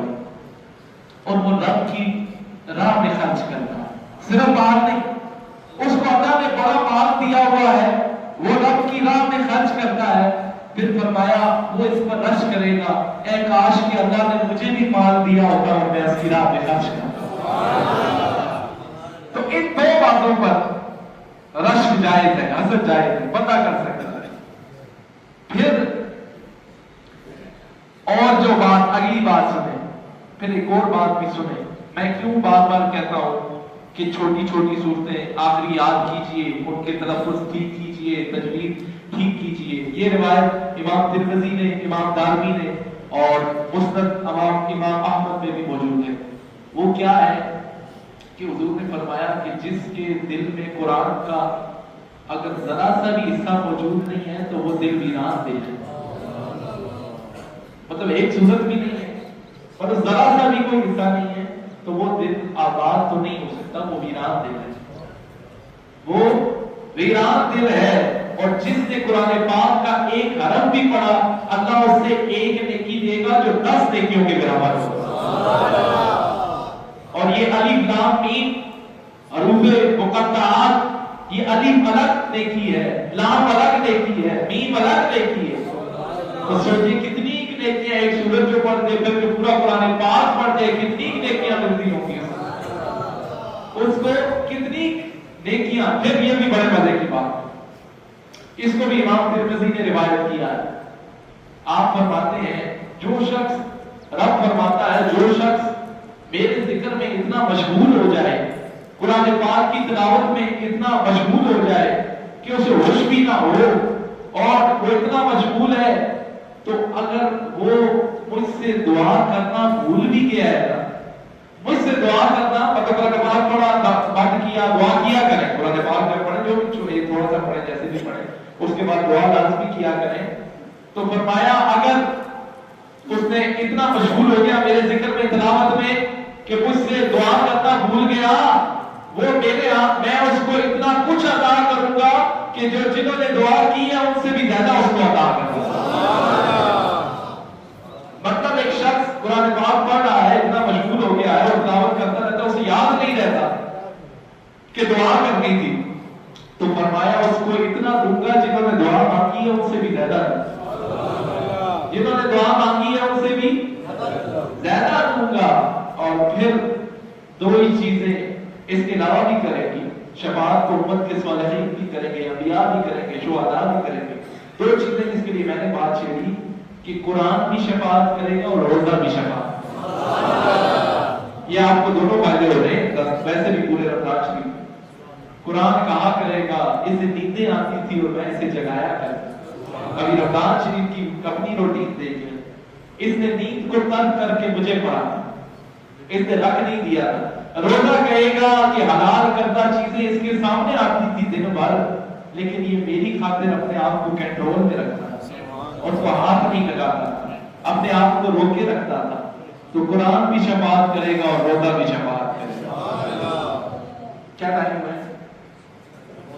صرف یہ آخری ترجمے والی بات کر کے پھر اس کو کلوز کرتا ہوں۔ یہ کوشش کرتا ہوں کہ اس کو 15 منٹ کے اندر ہو جائے گا، چلے کر لیتے ہیں اس کو۔ تو یہ کل پھر نوا موضوع پکڑتا ہے، سبحان اللہ،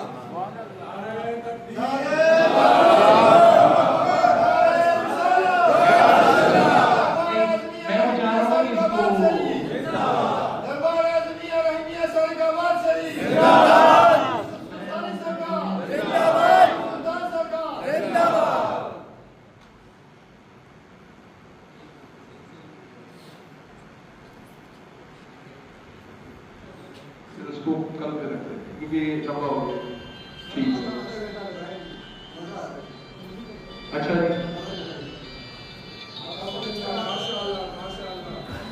جو عوام کی فرمائش کے اوپر میرا کرنا پڑے گا آج۔ چلے ٹھیک ہے، چلے چلو پھر ایک آپ کو سبحان اللہ،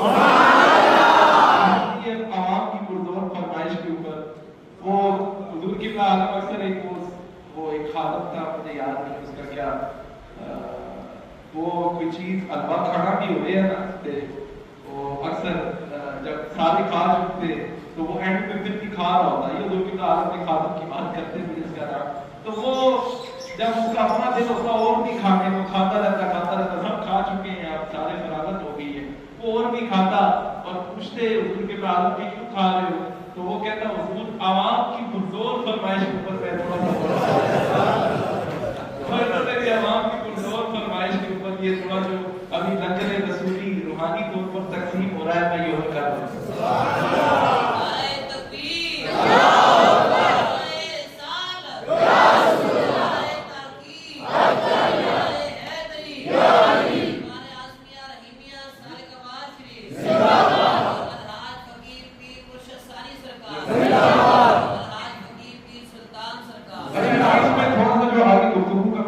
کیونکہ میں قرآن پاک پہ آ گیا، میں نے بتایا آپ کو بتائے، پہلے صرف کتاب کا بتایا، پھر باقی کتابوں میں اور قرآن پاک میں کیا فرق ہے وہ بتایا، پھر قرآن پاک کس طرح باقی کتابوں سے الگ ہے، حضور کا معجزہ ہے، مختلف انبیاء کو مختلف معجزات دیے گئے لیکن حضور کا معجزہ قرآن پاک ہے۔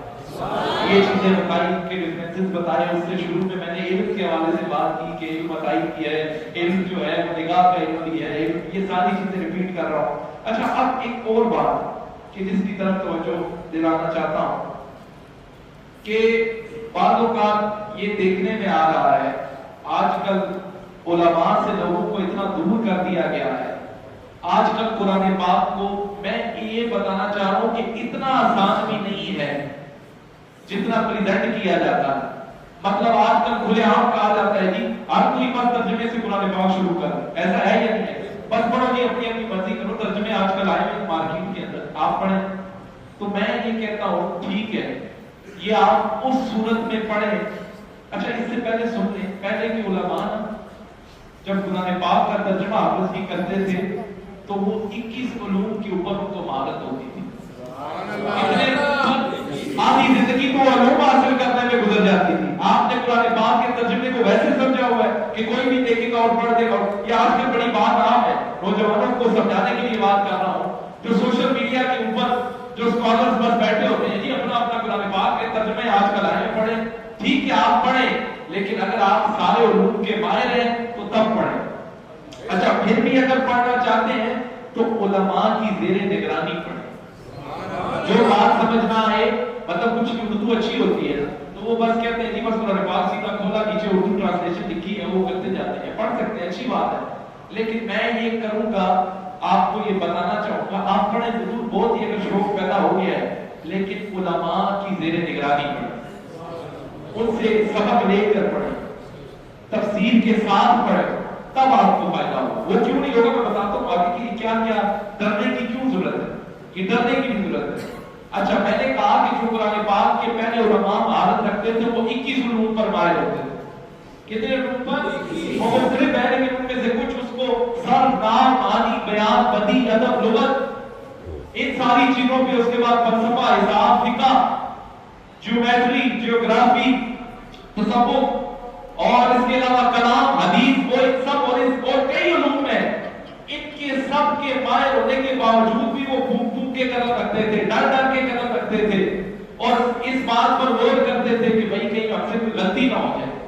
آج آپ کو کتنے بے بات ہو گئے اور کھلے عام چھٹی دے دی، ٹھیک ہے پڑھو، لیکن پھر پورے کے پورے دین میں داخل ہونا، بہت شوق ہے کہ آؤ گھر سے نظامی کرو، آؤ پورا سمجھو، گرامر کو سمجھو، عربک گرامر کو سمجھو، تاکہ تمہیں چیزوں کا پتہ چلے، پاسٹ کا، فیوچر کا، پریزنٹ ٹینسز کا پتہ چلے، کہ پتہ چلے کہ کیسے پڑھنا ہے۔ اور اگر ویسے پڑھنے کا بہت شوق ہے تو پھر علماء کی نگرانی بھی پڑھو۔ علماء سے آج لوگوں کو دور کیا جا رہا ہے، پھر تو ہر کوئی اپنی مرضی کے ترجمے کرے گا اور اپنی دکان کھول کے بیٹھ جائے گا، اپنی مرضی سے جو ہے وہ تعمیلیں کرتا رہے گا۔ وہ پڑھو، ضرور پڑھو، لیکن علماء کی میت میں پڑھو۔ یہ علماء حضور کے وارث ہیں، انہیں ویسے سمجھ لیا، یہ علماء حضور کے دین کے وارث ہیں، اس کو ویسے تو پڑھیں، ضرور پڑھیں۔ تو میں نے کہا پھر ایک اور بات کہ اگر یہی کرائیٹیریا رہے کہ ہر کوئی اپنا اپنا شروع کر دے تو پھر آپ دیکھتے ہیں کہ یہی قرآن پاک پڑھ کر کئی لوگ گمراہ ہو گئے۔ ایک جن کو ہدایت ملی ہے، ایک وہ ہے جو اسی قرآن پاک کو پڑھ کر گمراہ ہو گئے ہیں۔ حضور علیہ السلام نے ایسی گمراہوں کے بارے میں سنن ابی داؤد میں فرمایا، کیا فرمایا؟ ایسے دجالوں کے بارے میں فرمایا کہ وہ دجالوں کا گروہ ایک وقت آئے گا، ایسا آئے گا، وہ گمراہوں کا گروہ قرآن کے ذریعے لوگوں کو گمراہ کرے گا، اپنی طرف بلائے گا، اپنی طرف بلائے گا۔ داد اس کے پاس بھی کیا ہوگی؟ میں قرآن پیش کر رہا۔ دیکھیں آج اگر کوئی اپنے قادیانی بھی اپنے دین کو ثابت کرتے ہیں کہ قرآن کی آیت لے کے آتا ہے، آتا یا نہیں آتا؟ وہ کیا ہے کہ وہ غلط تعبیر، سورہ حج کی ایک آیت اٹھا کے لے آتے ہیں کہ اللہ تو قیامت تک فرشتوں اور رسولوں کو جو ہے وہ نبوت عطا کرتا رہے گا، اس کی غلط تعبیر کر کے اپنے اس جھوٹے کذاب کو ثابت کرنے میں لگے رہتے ہیں۔ تو یہ کون سے لوگ ہیں؟ یہ بھی قرآن ہی لے کے آ رہے ہیں۔ سمجھ آ رہی ہے آپ کو جو بات؟ یہی قرآن پڑھ کر بعض گمراہ ہو جاتے ہیں और बाज़ अबू बकर उमर बन जाते हैं। ये कुरान पाक पढ़ के कुछ खवारिज और मुतज़िला बन जाते हैं और कुछ उस्मान गनी और मौला अली बन जाते हैं। एक खवारिज की और मौला अली का जिक्र आया।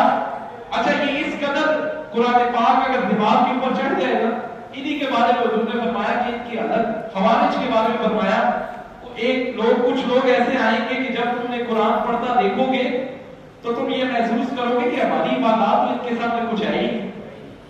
लंबे लंबे सजूद, लंबी लंबी कुरान पाक की तिलावतें करेंगे और फरमाया क्या कुरान अलग तक रहेगा, अलग से नीचे नहीं जाएगा।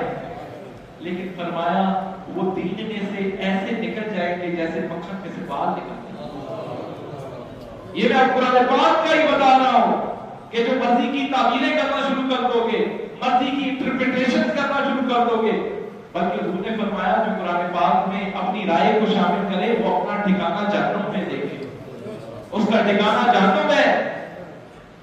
तो फिर ऐसे ही फिर उसके बाद बुखारी शरीफ जिल्द 9 में भी है कि मैंने कैसे कहा, बाकायदा खवारिज का पूरा बाब है और उसमें खारिजियों के हवाले से हजरत अब्दुल्लाह बिन उमर फरमाते हैं ये, अच्छा ये खवारिज का थोड़ा सा फिर मुझे उस तरफ जाना पड़ेगा कि ये खवारिज, ये मुतज़िला, ये फिरके इस्लाम के शुरू में कैसे, ये बहुत लंबी डिटेल है, उनका बैकग्राउंड आपको बताना पड़ेगा। अच्छा, ये कैसे वजूद में आए। जी मैं तो ये जो खवारिज है ये पहले मौला अली के साथ ही थे, ये ग्रोथ टूटा है वहां से। अच्छा, जरा सादी जी गल दसाना बहुत ही आसान करके इना इतने बगदे उत्ते कुरान चढ़ के आया, मतलब इतनी बुरी बुरी तावीलें ये थे मुसलमान ही कि ये यहां तक कि इतने गुमराह हो गए कुरान को पढ़ के, मौला अली को जाकर कहते थे अनिल हुक्म इल्ला लिल्लाह, कि भाई आप अल्लाह के हुक्म के मुताबिक फैसले नहीं करते, अल्लाह के हुक्म के अंदर शरीक ठहराते हैं। ये देखिए कि कुरान अगर गुमराह करे, मैं बड़ा इस बात पर गौर कर रहा था और वलियों के इमाम के पीछे बंदा पड़ गया है, तो आज के औलिया का तो फिर मैं क्या हाल करूं। एक बंदा जिसको कुरान पाक की गलत तावील की जाके मौला अली को कुरान सिखा रहा है, माशाअल्लाह उनको जाके कहता है कि मुझे पूरी एक डिटेल है, तहकीक काट हुई और इसके लिए पीछे सारा फिर आपको जो है ना वो जगह पढ़नी पड़ेगी, जगह सफीन, जगह मेहरबान, जगह वो फिर सारी डिटेल होगी। लेकिन आपको समझ आ गया वाले ये वही है जो गलत तावीलें करते थे और मौला अली को जाके कहते थे कि आप माशाअल्लाह कलमा दोबारा पढ़े, आपने शिर्क कर दिया है। और इसके पीछे टारगेट क्या था, कुरान पाक की अनिल हुक्म इल्ला लिल्लाह वाली आयत को लेके अल्लाह तो फरमाता है कि अपने फैसलों में किसी को शरीक ना ठहराओ, मतलब अल्लाह हाकिम है, उसके अलावा दुनिया में किसी को, तो इसकी गलत तावीलें कर कर आला याज़ बिल्लाह मौला अली को सिखाने चले गए। तो इन्हीं की कुछ रूहानी औलादें भी हैं जो आज के, मैं तो कहता हूं वलियों के इमाम को नहीं छोड़ रहे। तो ये कुछ रूहानी औलादें जो, बल्कि जो मैंने ये बात की कि जी मैं आ रहा हूं, चले शैतानी औलादें कुछ इनकी है जो आज भी, बल्कि अगर जो मैंने बुखारी शरीफ की बात की कि ख्वारिज ऐसी बदतरीन मखलूक है, आप फरमाते थे कि ये बेदीन ऐसे हैं जिन्होंने कुफार वाली आयतें मुसलमान पर बदचस्पा की, मतलब उन पर लागू कर दी। ये ऐसी बदतरीन, तो ये उनकी रूहानी औलादें आज भी देख लें जो बुतों वाली और मुशरिकों वाली आयत है वो अल्लाह के वलियों पर फिट कर दी जाती है।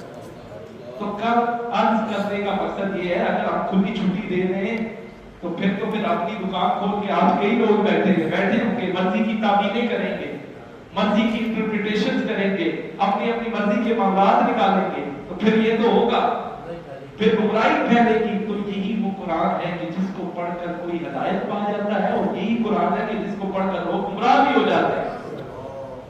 यही मुतज़िला, यही ख़वारिज और मुख़्तलिफ़ है, मैं उस तरफ नहीं जाना चाहता क्योंकि उनकी एक पूरी डिटेल है, वो पीछे जो है वो समझना पड़ेगा। तो अब ये बात समझिए कि कुरान पाक में दो किस्म की आयात हैं। एक आयात जो है, आयात कुरानिया दो किस्म की हैं, एक मुतशाबिहात हैं कि जिनका